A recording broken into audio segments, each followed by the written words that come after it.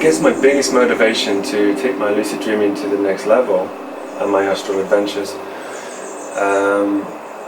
was actually no real conscious effort and intention as such to go deeper. It was really a case of going through a very, very dark time in my life when I became redundant from a busy job that I was in for many years. I suddenly had to leave my job unexpectedly, and we had a money crisis back then, and it was pretty tough for a lot of people, and especially with my music career that I used to have. I just thought, you know what, I've been doing it for 15 years and it's been very up and down, no real success, and I'm just causing a lot of pain and strife, not only to myself emotionally but to my loved ones around me. And I thought, this has to change, you know. This has to change. And so I thought, you know what, I'm going to sell all my belongings. My partner did the same. We left our house in the south of England, and you know what, we just went backpacking to India. And I remember getting on that plane thinking, this is it, you know, we've left the system, the way of things. There's a real sense of liberation, freedom when that happens, because you're not tied to any materialistic thing anymore. And at the moment, you know, at that time, my lucid dreaming was forever. It was really present. It was very. I was using it as a tool at that time, but still, I knew deep within me there was another level. Even so, there's another level to all of this, and I felt something watching me as well, which was very odd. I felt a presence when I was in that lucid state, and I felt it for about 6 months, and I knew something was watching me. I knew it, and I don't know what, but it was like an intelligence that was observing me whilst I was carrying out my lucid adventures. It wasn't just me in a lucid adventure having fun and whatever. I mean, yes, there's a bit of fun there. But there was like another intelligence that I could observe with my intuitive faculty, and I could sense another presence observing me when I was carrying out every single lucid action. And so, I was on the plane. I remember thinking, okay, I put my hands on the armrests, I leaned my head back, and we took off. As we were taking off, I said, please, please, please, whatever it is I'm supposed to meet and do in India, please let it find me. Please let me connect to that intelligence that is observing me. Along those lines. And we arrived in India, we adjusted to the new way of living, we visited a lot of temples, we did a lot of meditation. We went to a lot of communities that were very loving, and you could say spiritual. And you know, a lot of deep meditation, and I remember buying this beautiful little handmade dream journal made out of tissue paper and other organic material, and it was just so beautiful, and it was only like this big, very small, and I carried it everywhere I went in my back pocket. And I didn't even teach anyone back then. It was more about me just finding myself and the practice as a whole.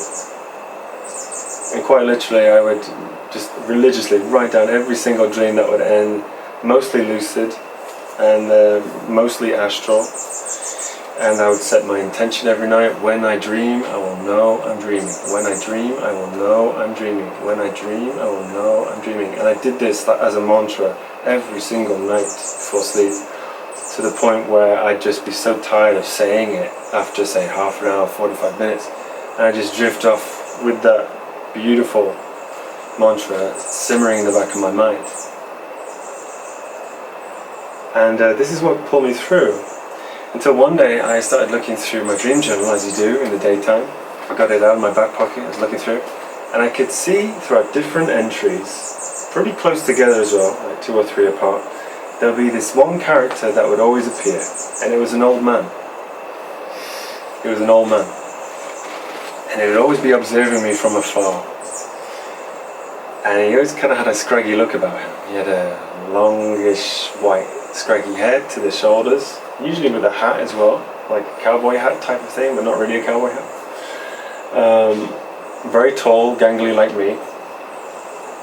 And he was different from the other projections that were in the dream. And I could sense that maybe this character was the presence I'd been sensing all that time.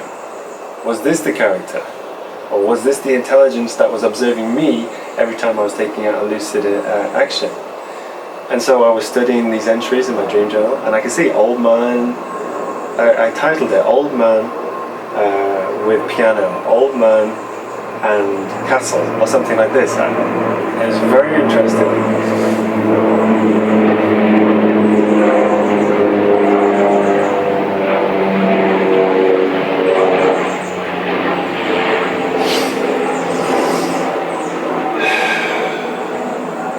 So I decided to take it up a notch.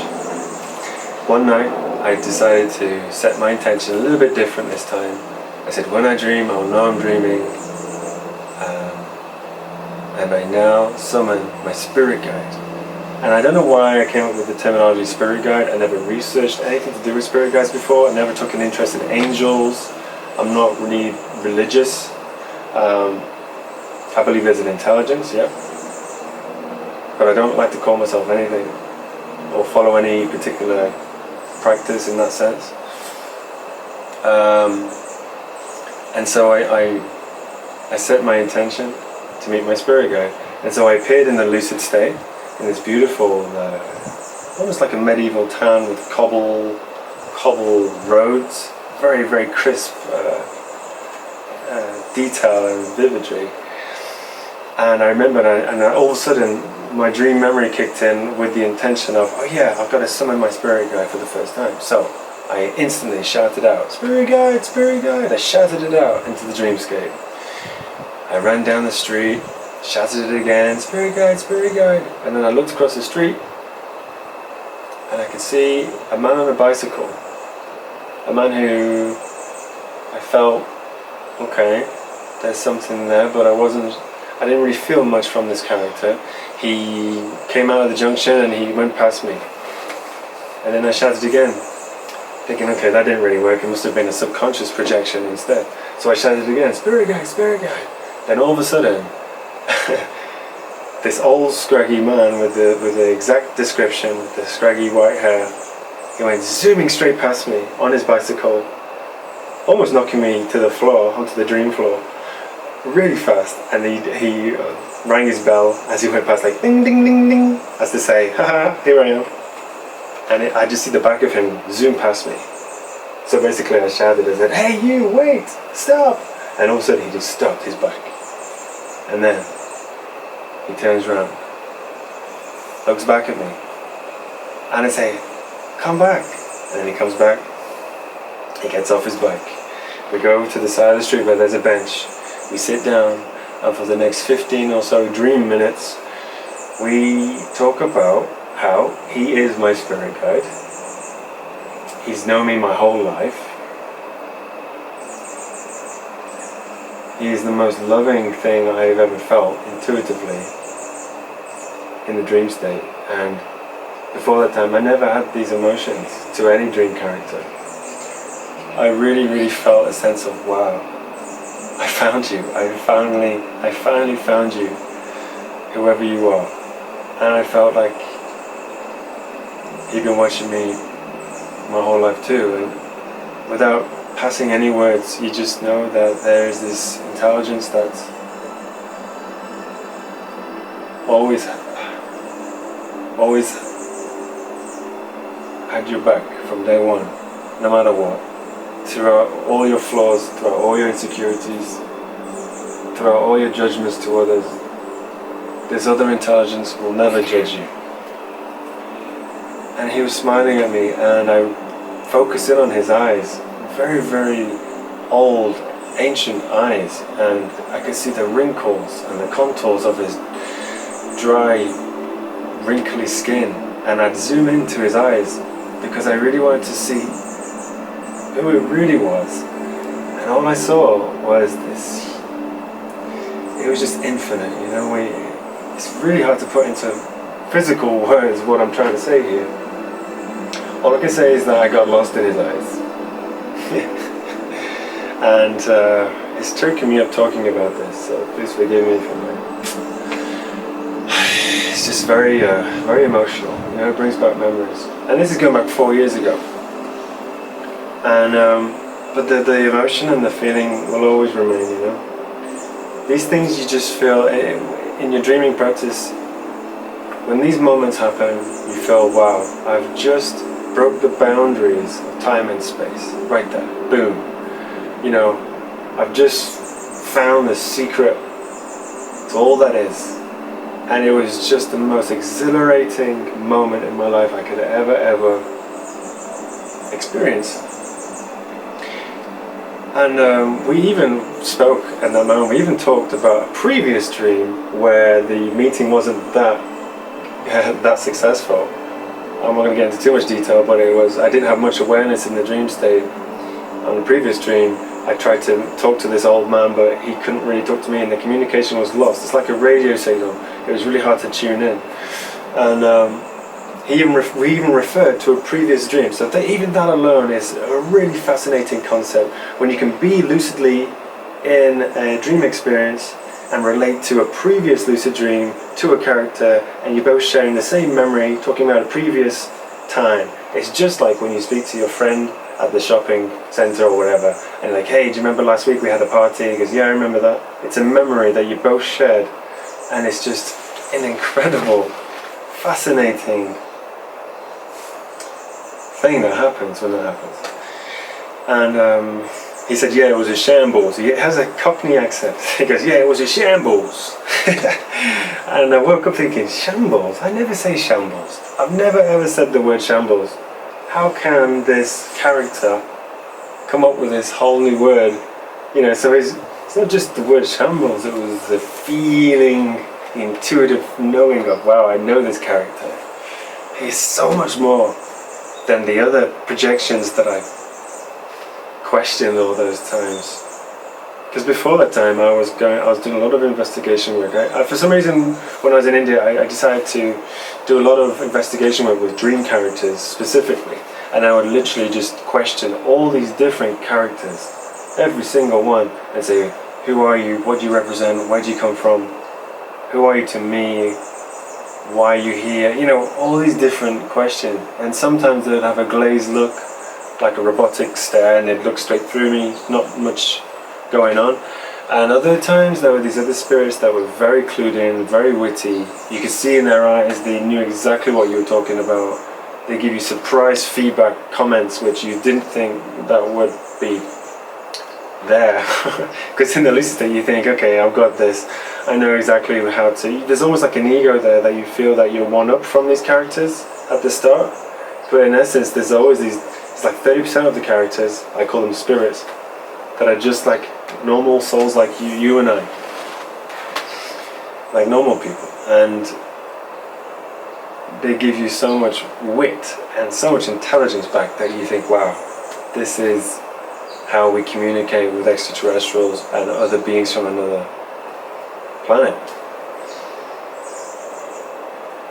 They're not these beings with big eyes, with big heads and tapered jaw. They're more like human-like, and they can use their intelligence to tap into dream worlds, or what we call dreams.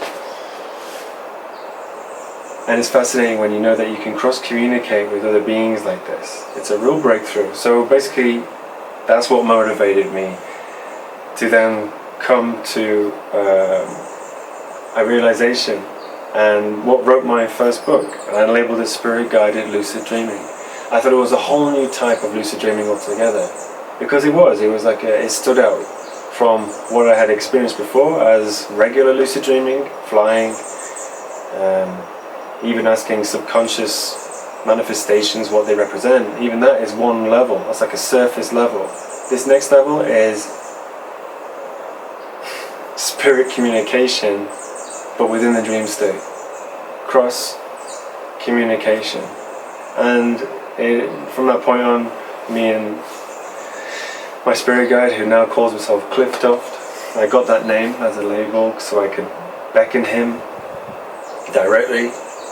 From that point on, for the next three years, We shared many, many, many different astral experiences, working through really tough times, emotional stuff that I had about my childhood, my fears about public speaking, my blocks, everything. We went through it all, and he would show me and guide me along the way how to deal with this, but not just in the waking world, but in the dream world, lucidly. And for that, I was incredibly, incredibly fortunate and grateful to even have just one experience out of the 1,000 experiences that we had. So yeah, very grateful.